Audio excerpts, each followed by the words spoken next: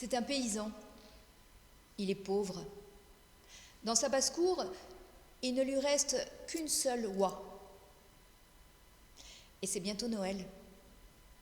Alors le paysan dit à sa femme, « Ma femme, tu vas préparer et faire cuire l'oie, et quand elle sera prête, j'irai la porter au seigneur du village. » La femme a préparé l'oie, et lorsqu'elle a été prête, le paysan est parti avec son oie jusqu'au château du seigneur. C'était l'heure du repas. Le seigneur était dans sa salle à manger avec son épouse, ses 2 filles et ses 2 fils.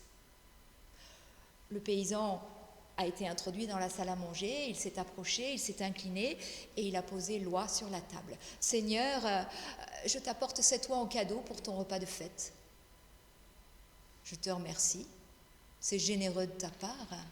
Dis-moi, paysan, est-ce que tu saurais faire un partage équitable de cette oie entre nous tous qui sommes autour de la table ?» Le paysan n'a pas hésité un seul instant. Il a sorti un couteau de sa poche, il a coupé la tête de l'oie qu'il a déposée dans l'assiette devant le Seigneur. « Toi, Seigneur, tu es à la tête de la contrée, il est juste que la tête de l'animal te revienne. » Ensuite, il a coupé le croupion de l'oie qu'il a déposé dans l'assiette devant l'épouse du Seigneur. « Toi, noble dame, toute la maisonnée repose sur toi, il est juste que tu es le croupion. » Ensuite, il a coupé les 2 ailes qu'il a déposées dans les assiettes devant les 2 demoiselles, en disant « Demoiselles, vous allez bientôt quitter la maison et vous envoler, il est juste que les ailes vous reviennent. » Ensuite, il a coupé les 2 pattes, les a posées dans les assiettes devant les garçons, en disant « Et vous, jeunes gens, vous allez bientôt partir à l'aventure, découvrir le monde, il est juste que les pattes vous reviennent. Quant au reste, eh bien, c'est pour moi. » Le Seigneur, devant ce partage somme toute équitable, a éclaté de rire. Et il a donné au paysan une bourse de pièces d'argent. Le paysan a remercié et il est rentré chez lui content. Et en chemin, il a croisé son voisin, paysan également, mais riche. Et il lui a raconté son aventure. Une bourse de pièces d'argent contre une oie, bien payée, non ? En entendant ça, le riche voisin s'est dit « Je vais faire mieux. Je vais apporter 5 oies au Seigneur. Et comme ça, j'aurai 5 bourses de pièces d'argent. » Aussitôt dit, aussitôt fait, le temps de préparer et de cuisiner les 5 oies, le lendemain, le riche paysan se présentait au château du Seigneur.